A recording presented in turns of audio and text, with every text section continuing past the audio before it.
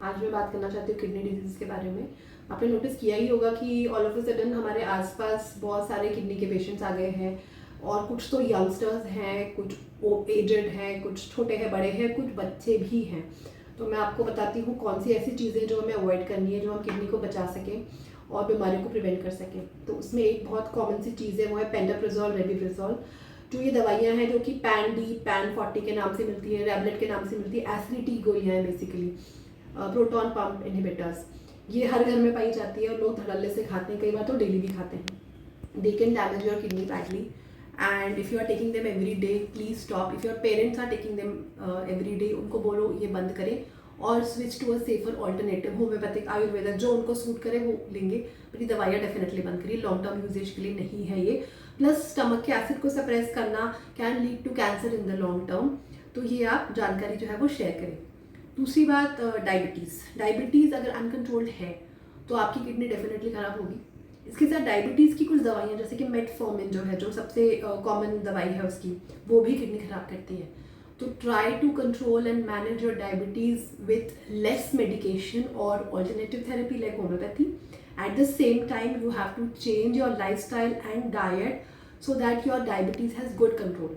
तो कम दवाइयाँ और ज़्यादा लाइफस्टाइल चेंज अगर करेंगे तो हम इससे बच सकते हैं, ठीक है।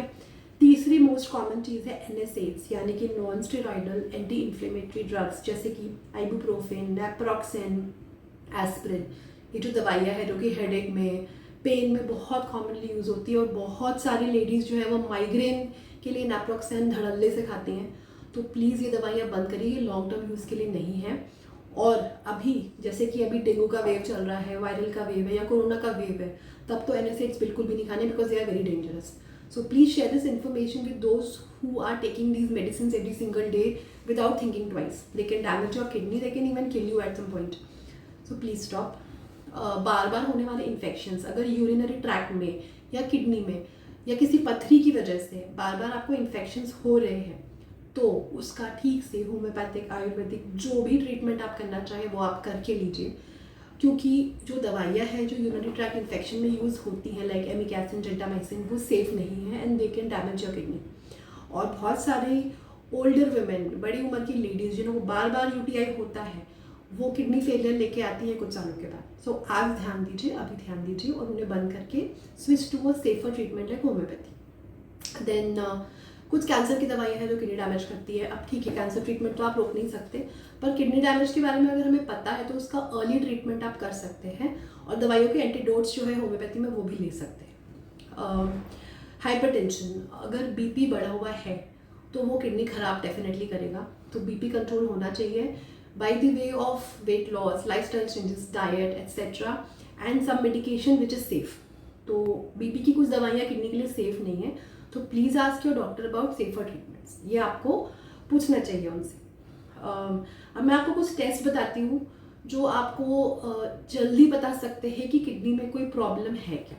सो मोस्ट कॉमन सिंपल टेस्ट है रूटीन यूरिन टेस्ट। अगर उसमें थोड़ा सा भी ब्लड या ऑकल्ट ब्लड दिख रहा है, थोड़े से RBC दिख रहे हैं, तो it could be a sign of kidney disease. और ये बहुत जल्दी पकड़ में आने वाला टेस्ट है जो ईजिली हर जगह हो जाता है। तो if you see blood in your urine, थोड़ा सा भी RBCs हैं, तो प्लीज़ डबल चेक इट और बाकी के टेस्ट करा के कंफर्म करिए डायग्नोसिस। इसके अलावा माइक्रो एल्ब्यूमिन एक ऐसा टेस्ट है जो आपको तुरंत बताता है कि किडनी में कोई प्रॉब्लम है। तो यूरिन का माइक्रो एल्ब्यूमिन दो तरह का होता है, एक स्पॉट और एक 24 आवर्स, जिसमें कि 24 घंटे का यूरिन कलेक्ट किया जाता है। तो स्पॉट माइक्रो एल्ब्यूमिन, ये बेसिक टेस्ट आप प्लीज़ करा के लीजिए ताकि आपको पता रहे कि कोई प्रॉब्लम तो नहीं है। Specially if you are a diabetic and hypertensive person, आपको डायबिटीज़ या BP की बीमारी है तो आपको माइक्रो एल्ब्यूमिन हमेशा चेक करना है।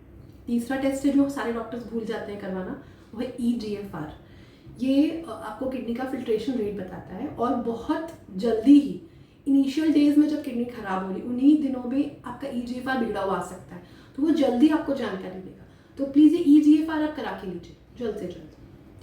जो बाकी के टेस्ट है जैसे kidney function test, creatinine, BUN, वो तो सभी कराते हैं, कोई प्रॉब्लम नहीं। लेकिन ये तीन चीज़ें जो मिस होती है वो है रूटीन यूरिन, जिसको लोग इग्नोर करते हैं, फालतू समझते हैं, माइक्रो एल्ब्यूमिन एंड EGFR। इसके अलावा स्कैनिंग, साल में एक बार अगर आप सोनोग्राफी वगैरह करा रहे हैं तो उसमें काफ़ी कुछ चीज़ें दिख जाती है, किडनी में कोई एबनॉर्मैलिटी तो दिख जाती है। अगर दिखी है, फर्दर टेस्टिंग की नीड है तो आप कंसल्ट करिए, meet a doctor. Kidney treatment हर कोई नहीं कर पाता है, so if you are consulting a homeopath then go to somebody who is an expert in this field, जो ये केसेस लेते हो अच्छे से और एक्सपीरियंस्ड हो.